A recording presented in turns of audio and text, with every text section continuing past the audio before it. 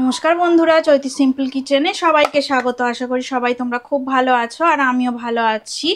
আর এই দেখো, আমি কড়ার মধ্যে সর্ষের তেল দিয়ে দিয়েছি।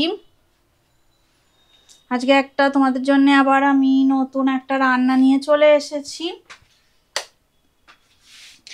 সবাইকে আমার চ্যানেলে অনেক অনেক স্বাগত আর অনেক অনেক ভালোবাসা। আর এই দেখো চিংড়ি মাছ, এই দেখো দেখতে পাচ্ছ তোমরা নিশ্চয়ই। এই ছোট ছোট চিংড়ি আমি দেখো খোসা ছাড়িয়ে রেখে দিয়েছি। আর চিংড়ি মাছের মধ্যে একটু নুন আর সামান্য একটু আমি হলুদ গুঁড়ো দিয়ে মাখিয়ে নেব। দেখো নুন আর হলুদ গুঁড়ো দেওয়া হয়ে গেছে। এবার চিংড়ি মাছটা আমি সুন্দর করে ভালো করে মাখিয়ে নেব। আর আজকে কি সবজি দিয়ে চিংড়ি মাছ করছি তোমাদের সাথে অবশ্যই শেয়ার করব। তোমরা স্কিপ করো না, ভিডিওটা পুরোটাই শেষ পর্যন্ত দেখো, আশা করি তোমাদের ভালো লাগবে। তো চিংড়ি মাছটা দেখো আমি মাখিয়ে নেব এবারে। তো দেখো নুন আর হলুদ গুঁড়ো ভালো করে চিংড়ি মাছের মধ্যে মাখিয়ে নিচ্ছি। আর ততক্ষণে দেখো তেলটা এদিকে বসিয়ে দিয়েছি। তো তেলটা ভালো মতন গরম হয়ে যাচ্ছে। এবারে মাছগুলোকে আমি ছেড়ে দেব। সুন্দর করে ধোয়া এবং পরিষ্কার করে রাখা মাছ দেখো একদম সুন্দর করে মানে পরিষ্কার করে সাদা হয়ে গেছে একদম। চিংড়ি মাছগুলো এত পরিষ্কার করে ধুয়েছি। চিংড়ি মাছের মধ্যে অনেক ময়লা থাকে, সুন্দর করে পরিষ্কার করে ধুয়ে নেবে সবাই। তো আজকে দেখো আমি আজকে একটা সুন্দর রেসিপি তোমাদের সাথে শেয়ার করব, মনে হয় তোমাদের ভালো লাগবে। তোমরা স্কিপ করো না, প্রথম থেকে শেষ পর্যন্ত দেখো। বড়দের প্রণাম আর ছোটদের ভালোবাসা জানিয়ে আমি আমার রেসিপি এখন থেকেই শুরু করলাম। আর যারা নতুন তারা আমার চ্যানেলটা স্কিপ করো না, ভিডিওটা শেষ পর্যন্ত দেখো। ভালো লাগলে চ্যানেলটা সাবস্ক্রাইব করে দিও। আর এই দেখো সর্ষের তেল তো বেশ ভালোই গরম হয়ে গেছে। তো এইবারে দেখো আমি চিংড়ি মাছগুলো, এই যে নুন আর হলুদ মাখানো চিংড়ি মাছগুলোকে দিয়ে দেব, ভাজা করে নেব। তো মিডিয়াম ফ্লেমে রেখে আমি মাছগুলো দিয়ে দিলাম। আর চিংড়ি মাছগুলো মিডিয়াম ফ্লেমে রেখেই ভাজা করব।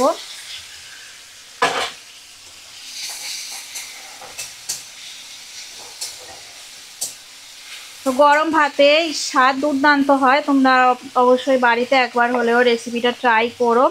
তো গরম ভাত রুটি সব কিছুর সাথেই ভালো লাগবে। তো কি সবজি দিয়ে করব তোমরা দেখতে পাবে। তো এখন আমি শুরু করে দিয়েছি রান্নাটা।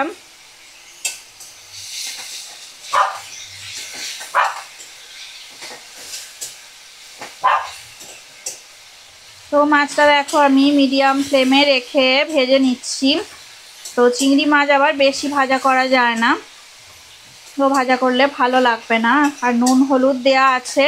তো মাছগুলো দেখো হালকা করে ভাজা করা হয়ে গেছে। তো 5 মিনিট এইভাবে আমি ভাজা করে নেব।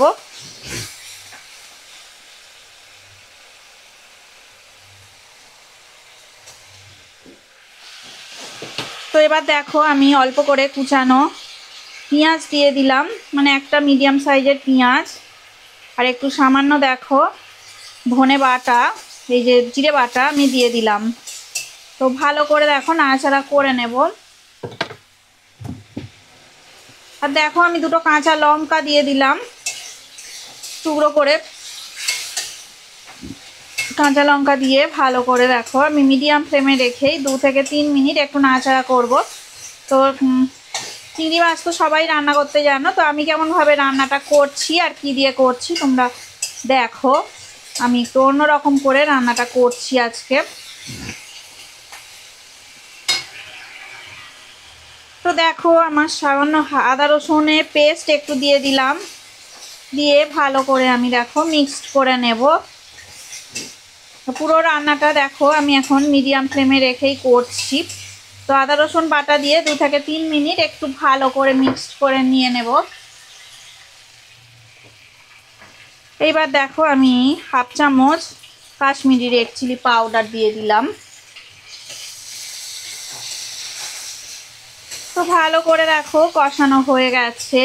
কাশ্মীরি রেড চিলি পাউডার দিয়ে 2 থেকে 3 মিনিট আমি কষিয়ে নিয়েছি। এবার দেখো ছোট ছোট টুকরো করে কেটে রাখা লাউ আমি দিয়ে দিচ্ছি। এই যে দেখো সরু সরু করে কেটে রেখেছিলাম।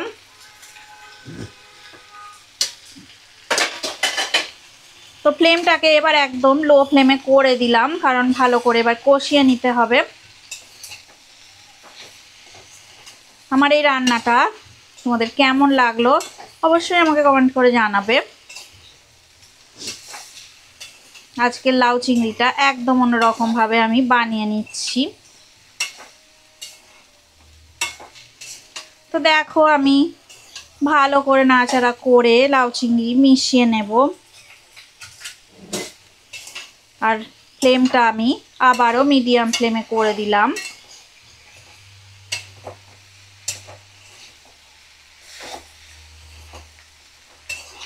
আর সামান্য একটুখানি আমি নুন দিয়ে দেব, কারণ তখন যখন আমি চিংড়ি মাছগুলো ভাজা করেছিলাম তখন আমি নুন দিয়েছিলাম পরিমাণ মতো। আর এখন দেখো আমি সবজির জন্যে নুন দিয়ে দিলাম।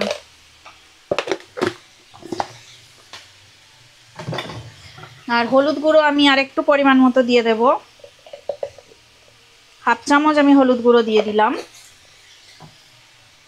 এইবার দেখো ভালো করে আমি 5 থেকে 7 মিনিট চিংড়ির সাথে লাউ কষিয়ে নেব। আর দেখো আমি ফ্লেমটা এখন মিডিয়াম ফ্লেমে আবার করে দিলাম।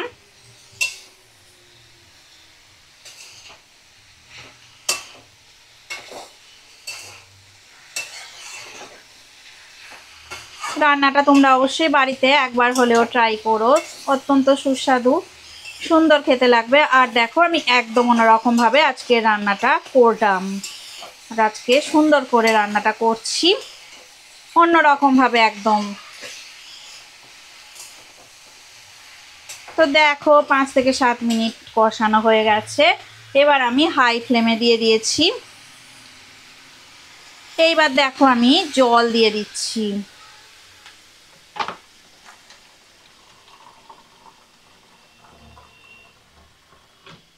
1 কাপ আর একটু সামান্য দেখো আমি জল দিয়ে দিলাম। দিয়ে ভালো করে নাড়াচাড়া করে আমি চাপা দিয়ে কিছুক্ষণ রান্নাটা হতে দেব।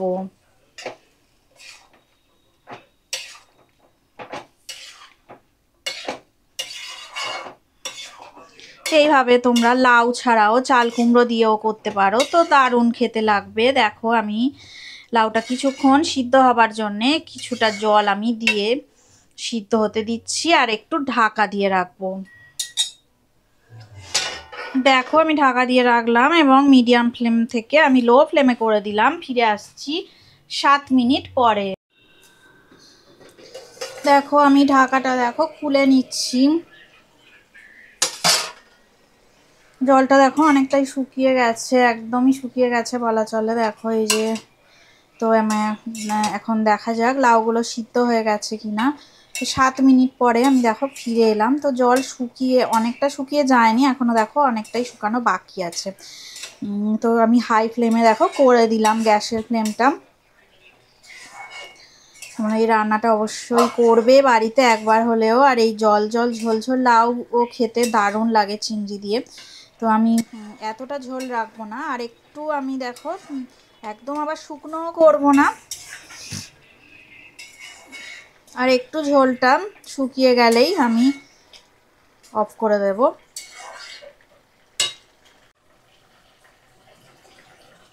দেখো গ্যাসের ফ্লেমটা আমি এবার অফ করে দিলাম।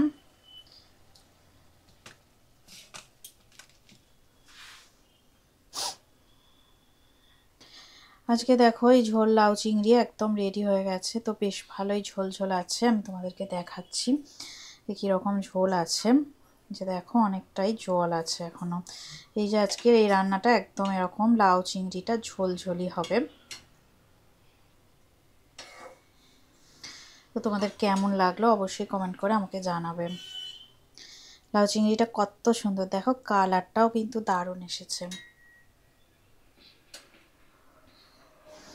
অসম্ভব সুন্দর একটা লাল লাল কালার এসেছে এবং ঝোল ঝোল মতো এই রেসিপিটা রান্না হয়েছে লাউ দিয়ে চিংড়ি মাছের ঝোল। রেসিপিটি যদি ভালো লেগে থাকে অবশ্যই লাইক দেবে, শেয়ার করবে আর কমেন্ট করে আমাকে জানাবে তোমাদের কেমন লাগলো। তোমরা সবাই ভালো থাকো, সুস্থ থাকো আর আমার রেসিপি এভাবে দেখতে থাকো। এতক্ষণ ধরে রেসিপিটা দেখার জন্য তোমাদের অনেক অনেক ধন্যবাদ। আর পুরনো বন্ধুদের তো অনেক ধন্যবাদ আমাকে এগিয়ে নিয়ে যাওয়ার জন্য। আর নতুন যারা বন্ধু আছো আমার চ্যানেলটা সাবস্ক্রাইব করে আমার পাশে থাকবে। আজকের মতো টাটা, পরে আবার নতুন রেসিপি নিয়ে তোমাদের সামনে আবার আমি চলে আসবো।